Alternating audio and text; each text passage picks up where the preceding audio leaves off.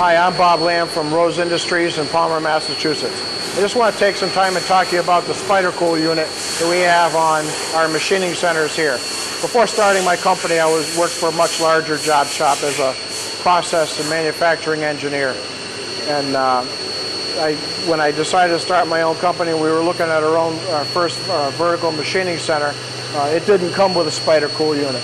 It wasn't long after we bought it that Gary Gardner came over and made his sales pitch. And I mean, we recognize the obvious benefits of it. But having worked for a much larger company and now having my own much smaller company, one of the things you're working on a much smaller margin, and not being one I'm borrowing money, I like to, we wanted to take this one and pay for it out of our operating revenues. And so we took the leap and we bought our first unit, had it installed, recognized the benefits, and we're realizing those benefits almost immediately.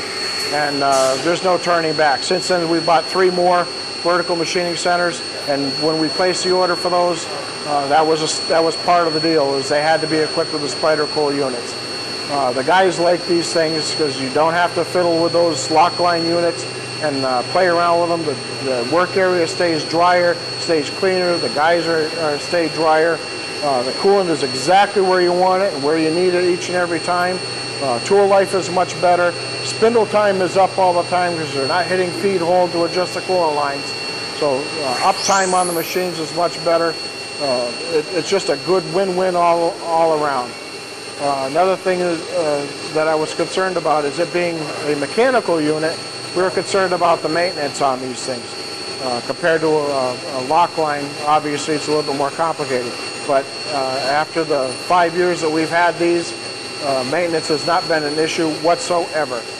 They've been a remarkably reliable unit and have been a great asset to our operation here.